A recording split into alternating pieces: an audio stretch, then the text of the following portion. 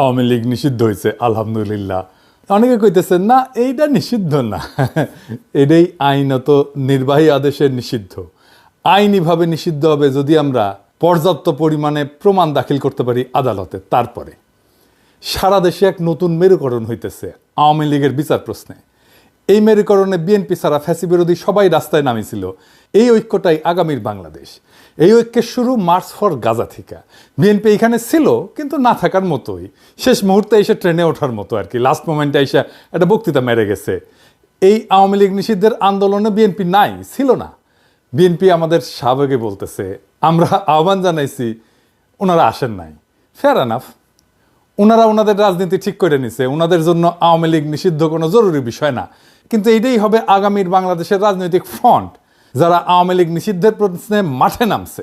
এই ফ্রন্ট যদি দাঁড়ায় যায় তাহলে বিএনপি খুবই মুশকিলে পড়বে এদের সাথে নির্বাচনে মোকাবেলা করতে, কারণ এরাই ভারতীয় আধিপত্যবাদের বিরুদ্ধে আওয়ামী লীগের নিষিদ্ধের পক্ষে। আওয়ামী লীগকে কি নিষিদ্ধ করা উচিত? অনেকে কইতেছে এটা একটা ফ্যাসিবাদী আচরণ। এই প্রশ্নটা আমরা কিভাবে ফয়সালা করব? আমাদের এই প্রশ্নের ফয়সালা করতে হবে আবেগের ঊর্ধ্বে উঠা, কোনো ঘৃণা বা আবেগের বশবর্তী না হইয়া এটা আমাদের ফয়সালা করতে হবে। এমনভাবে করতে হবে যেন ওই কথা কামেলারা কোনো যুক্তি তুলে ধরতে না পারে, বিএনপি যেন পিছলাই যেতে না পারে। বিএনপি আওয়ামী লীগ নিষিদ্ধের প্রশ্নে কোনো শক্ত অবস্থান নিতে পারে নাই, তাই না? এক এক সময় এক এক কথা বলিছে, এক এক নেতা এক এক আর্গুমেন্ট দিছে, সব কিছুর সার কথা হইতেছে বিএনপি নির্বাহী আদেশে আওয়ামী লীগের নিষিদ্ধ চায় না। গয়েশ্বরবাবু বলছেন যে আজকে আওয়ামী লীগ নিষিদ্ধ করেছে, আগামীতে তারা বিএনপিকেও নিষিদ্ধ করতে পারে। যমুনা আর শাহবাগে না আইসা বিএনপি পলিটিক্যালি লস করলো, কিন্তু এই ছাড়া বিএনপির উপায় ছিল না। এটাই সেই পলিটিক্যাল লাইন যেটা বিএনপি গ্রহণ করেছে। আবার বিএনপির চেয়ারপারসন মানে খালেদা জিয়ার উপদেষ্টার কথা শুনেন, জোগাড়টার কথা শুনেন। না, মির্জা সাহেবের যে খেলা জড়াইছে এই ছেলে পেলেদেরকে নিয়ে, আমি তো বলি ন্যাশনাল এনসিপি না, ন্যাশনাল চিলড্রেন পার্টি। এই বাচ্চা কাচ্চারা কখন কি মনে চায়, এখন দুধ খাবো না, একটু পরে চকলেট খাবো, একটু পরে রসগোল্লা খাবো না, খাবো না, দেশটাকে তো এরকম মনে করছে। আর ওই লুটপাট করে কিছু টাকা পয়সা, এরা তো আসলে গড় আছে দর নাই, এইরকম গড়ের ছেলেরা আসছিল এখানে, এবং এদেরকে কালো শক্তি এদেরকে রেডি করিয়া কয়েক বছর এই কাজটা করাইছে। এখন এরা ধরাকে সরা জ্ঞান করে। কয়জন মানুষ আইছে ইউনূস সাহেবের বাড়ি ঘেরাও করবো, পুলিশ বাধা দেয় না, মিলিটারি তাদেরকে দুলাভাই ডাকে, হ্যাঁ আব্বাজান ডাকে পুলিশে, এরা এত আদর যত্ন, মেয়েরা মানে জামাই আদরে নিয়ে আসে। কয়জন লোক হয়েছে এখানে? আওয়ামী লীগের যদি বাধা না দেয়, এখনো যদি বাধা না দেয়, আওয়ামী লীগে ঢাকা সিটির একটা ওয়ার্ড থেকে যে লোক একটা এখানে আসবে ইউনূস সাহেবের এইখানে, অতগুলো লোক তো হয় নাই। এরা যদি 200-500 লোকে এইভাবে দাবি করে আর রাস্তার মধ্যে বৈশা যদি একটা কোটি কোটি মানুষের একটা রাজনৈতিক দলকে নিষিদ্ধ করে দিতে পারে, ভালো ভালো। কিন্তু এই নিষিদ্ধ তো এই পৃথিবীতে কোনো কারণে কোনো ডেমোক্রেটিক লোক, কোনো গণতন্ত্র বিশ্বাসী লোক চাইতে পারে না। আমার দলও চায় না, আমিও চাই না। এটা তো হইতে পারে। এটা কি করবে তারা? আওয়ামী লীগকে নিষিদ্ধ করলে জনগণ করুক, এ হলো আমার কথা। এরা কারা? এরা কি? ওর কথা আর কইবার চাই না। তো ওই বিএনপি করে নাকি আওয়ামী লীগ করে? আবার মির্জা ফখরুল কি বলেছিল? উনি কইছিলেন আওয়ামী লীগকে নির্বাচনে বাধা এবং নিষিদ্ধ করা উচিত না। কইছিলেন রাজনৈতিক দল হিসেবে কাউকে বাধা দিতে পারি না আওয়ামী লীগ নিষিদ্ধের বিষয়ে ফখরুল। আবার এখন কইতেছেন 18 কোটি মানুষ আওয়ামী লীগকে চায় না। তো উনারা কি বলেন, বুঝা বলেন কিনা আল্লাহ জানেন। আওয়ামী লীগকে নিষিদ্ধ করার প্রশ্নে কেন বিএনপি দ্বিধান্বিত? কারণ তারা মনে করতেছে যে বাংলাদেশে ইসলামপন্থীদের উত্থান হয়েছে, তারা একা ইসলামপন্থীদের ঠেকাইতে পারবে না। এই জন্যই তাদের এই দ্বিধা বইলে আমার মনে হয়। মির্জা ফখরুলের বক্তব্য আমরা পরে আবার একটু বুঝে দেখব, কিন্তু এবার আসেন দল হিসেবে আওয়ামী লীগের বিচার কেন হবে সেটা একটু বুঝে দেখি। আসিফ নজরুল ভাই বলছেন রাজনৈতিক দলগুলো চাইলে আওয়ামী লীগ নিষিদ্ধ করা যাবে। আওয়ামী লীগের নিষিদ্ধ কি রাজনৈতিক দলের চাওয়ার বিষয় হয়? সব রাজনৈতিক দল চাইলে কি আমরা কোনো রাজনৈতিক দলকে নিষিদ্ধ করতে পারি? আবার ধরেন কেউ চাইতেছে না, তাইলে কি আমরা কোনো রাজনৈতিক দলকে নিষিদ্ধ করতে পারবো না? এটা একটা জটিল প্রশ্ন। এই প্রশ্নটা আমাদেরকে খুব গভীরভাবে বুঝে দেখতে হবে। কেন আওয়ামী লীগের বিচার আর নিষিদ্ধের বিষয়টা রাজনৈতিক দলগুলোর চাওয়া না চাওয়ার বিষয় না, এমনকি জনগণের চাওয়া না চাওয়ার বিষয় না। ধরেন একজন ব্যক্তি অপরাধ করলো, তাকে ব্যক্তিগতভাবে দায়ী করা যায়, এটা খুবই সহজ কথা। কিন্তু যখন একটা রাজনৈতিক দল সংগঠিতভাবে অপরাধ করে, রাষ্ট্রবিরোধী কাজ করে, মানবাধিকার লঙ্ঘন করে বা গণতন্ত্র ধ্বংস করে, তখন বিষয়টা শুধু ব্যক্তির অপরাধ থাকে না, তখন তা হয় ইনস্টিটিউশনাল বা সাংগঠনিক অপরাধ, যার বিচার দল হিসেবে করা যায়। তো এই সংগঠিত অপরাধটা কি আসলে? এই সংগঠিত অপরাধ হইতেছে রাজনৈতিক দলের সেই অপরাধ যা রাষ্ট্রের যে বুনিয়াদী আদর্শ সেটাকে ধ্বংস করে দেয়। রাষ্ট্রের বুনিয়াদী আদর্শটা কি, এটা বুঝতে হলে আমাদের বুঝতে হবে রাষ্ট্রটা আসলে কি। এই বিষয়টা একটু জটিল মনে হইতে পারে, কিন্তু সেলসেলাইয়া বুঝে যাবেন, কোনো অসুবিধা নাই। এই বিষয়টা আমাদের বোঝা খুবই দরকার, কেন আওয়ামী লীগকে আমরা নিষিদ্ধ করতে চাই। রাষ্ট্র আমাদের সবার সার্বভৌম ক্ষমতার একটা অংশের সমষ্টি, মানে সবার, আপনার আমার সবার সার্বভৌম ক্ষমতার একটা অংশ আমরা দিয়া রাষ্ট্রটাকে বানাই। যা আমরা রাষ্ট্রকে দিয়া, ওই সার্বভৌম ক্ষমতা রাষ্ট্রকে দিয়া তারা শক্তিশালী করি। কেন করি? কারণ সে আমাকে রক্ষা করবে, এটা রাষ্ট্রের দায়িত্ব। ধরেন আমরা কেউ মারল, একজন মর্যাদাবান মানুষ হিসেবে আপনার আমার দায়িত্ব হচ্ছে পাল্টা মাইর দেওয়া, তাই না? যে আমরা মারছে, আমরা পাল্টা মার দিই না। কেন দিই না? আমি আমার পাল্টা মার দেওয়ার ক্ষমতাকে রাষ্ট্রের হাতে অর্পণ করি আর বলি আমার এই ক্ষমতা নাও, আর আমারে যে মারছে তার বিচার করো। এই যে রাষ্ট্রের সাথে আমার বোঝাপড়া, জনগণের যে চুক্তি, আমি যে কইলাম যে আমার ক্ষমতা নাও, তুমি এটার বিচার করবা, এটাই হইতেছে সংবিধান। আমার রাষ্ট্রের কাছে নিবেদন করার শক্তি নিয়ে তৈরি হয় রাষ্ট্রের প্রতিষ্ঠান, পুলিশ হয়, আর্মি হয়, আদালত হয়, নির্বাচন কমিশন হয়, আমলাতন্ত্র হয়। তাহলে রাষ্ট্রের মৌলিক কাজ হতেছে নাগরিকের সুরক্ষা দেওয়া। সরকার আমরা নির্বাচন করি এই রাষ্ট্রকে চালানোর জন্যে, সে আমার আপনার চাকর, কিন্তু সেই যখন মালিক হইয়া বসে আর রাষ্ট্র যেটার মালিক সেটা দখল নিয়ে নেয় আর আমার বিরুদ্ধেই কৃপান তোলে, আমারে সুরক্ষা কি, আমি হয়ে যাই জুলুমের শিকার, আমারে ক্রসফায়ারে দেয়, আমারে গ্রুম করা হয়, আমার সম্পদ লুট করা হয়, সে বলতে থাকে এটা আমার দেশ, আমার বাবা স্বাধীন করেছে, আমি দেশের মানুষকে খাওয়াই, আমি এটা করে দিয়েছি, ওইটা করে দিয়েছি, আমি তো বলে দিয়েছি, সব বন্ধ করে বসে থাকবো, আমি টিভি চ্যানেল দিয়েছি, আমি মোবাইল দিয়েছি, আমি উন্নয়ন করেছি, আমি আমি আমি আমি আমি আমি এইটা একটা রাষ্ট্রের সাথে, ওই নাগরিকের সাথে কন্ট্রাক্টের বরখেলাপ। এটাই রাষ্ট্রের বুনিয়াদী বৈশিষ্ট্যকে ধ্বংস করা। এই দলকে রাষ্ট্রে থাকতে দেওয়া যাবে না, এটা ক্যান্সার। এটাকে কাইটা ফেলে না দিলে আপনাদের মেরে ফেলবে।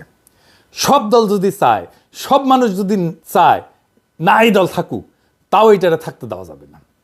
মির্জা ফখরুল বলেন যে জনগণ সিদ্ধান্ত নেবে আওয়ামী লীগ থাকবে নাকি থাকবে না। এটা একটা বুলশিট। এটাতে বোঝা যায় উনি রাজনীতি বিষয়টাই বুঝেন না, অথবা ইচ্ছা কইরা বিভ্রান্ত করতেছেন। আওয়ামী লীগকে নিষিদ্ধ করা জনগণের সিদ্ধান্ত নেওয়ার বিষয় না। এটা আগে আলাপ করছে কেন, আর একবার একটু বুঝে দেখি।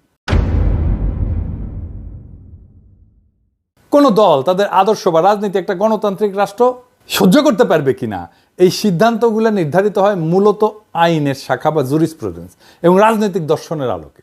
এগুলোর সাথে জনমতের কোনো সরাসরি সম্পর্ক নাই। এটা জনমতের বিষয়ই না, এটা একটা আইনি বিষয়, এটা একটা রাজনৈতিক দর্শনের বিষয়। জনমত দিয়ে তাইলে কি করা হয়?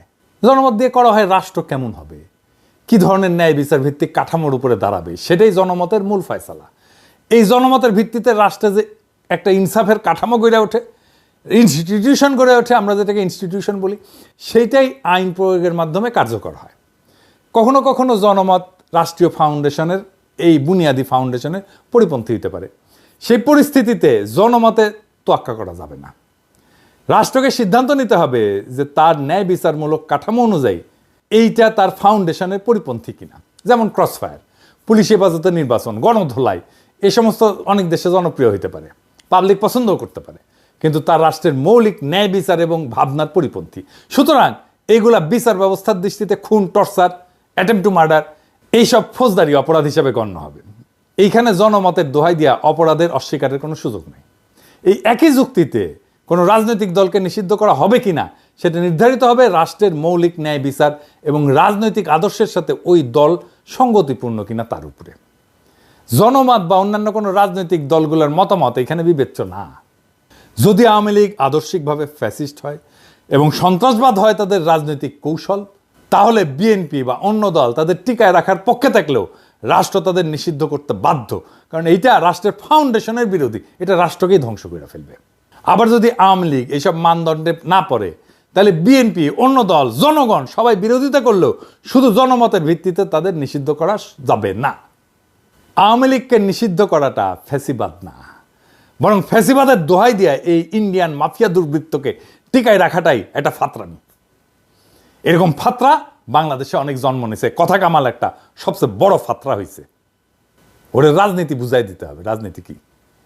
যদি কোনো দল গণতন্ত্র ধ্বংস করে, নির্বাচনকে নাটকে পরিণত করে, বিরোধী মত দমন করে, গুম খুনকে রাষ্ট্রীয় নীতি বানায়, তবে সেই দল রাষ্ট্রের বিরুদ্ধে অবস্থান নেয় এবং রাষ্ট্রকে ভেতর থেকে ধ্বংস করে।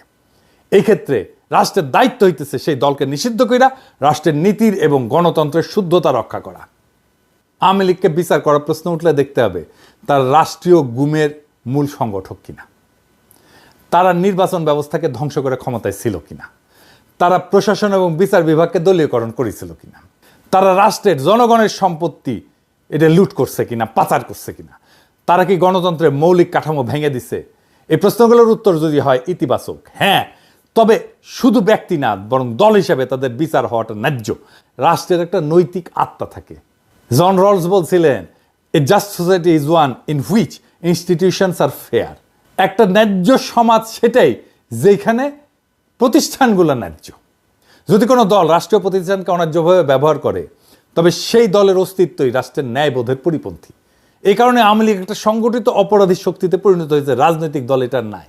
তাই এই সংগঠিত অপরাধী দলকে নিষিদ্ধ করা একটা ন্যায়পরায়ণ রাষ্ট্রের দায়িত্ব, দল না। রাষ্ট্র গুরুত্বপূর্ণ। রাষ্ট্র গণতন্ত্র রক্ষা করতে ব্যর্থ হইলে সেটা তার নিজের আত্মাকে হত্যা করে। আওয়ামী লীগ যদি বারবার প্রমাণ করে তারা গণতন্ত্র, মানবাধিকার, আইনের শাসনকে ধ্বংস করেছে, তবে সেই দলের প্রতি সহনশীলতা নয় বরং আইনি এবং নৈতিক বিচারে নিষিদ্ধ করাই হবে প্রকৃত প্রগতিশীলতা। দেখেন, মুজিবের আমলে এইটা স্বৈর শাসন আনছে না, আবার হাসিনার আমলে ফ্যাসিবাদ। একই দল তো, তাই না?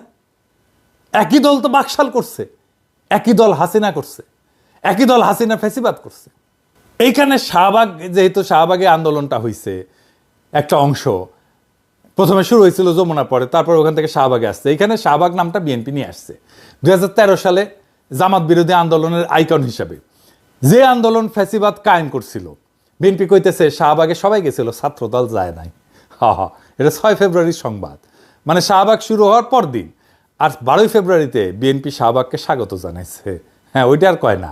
হ্যাঁ, বুঝছাও। এইবার বিএনপির লোকেরা বলেন তো, আপনার দল কেন স্বাগত জানাইছিল?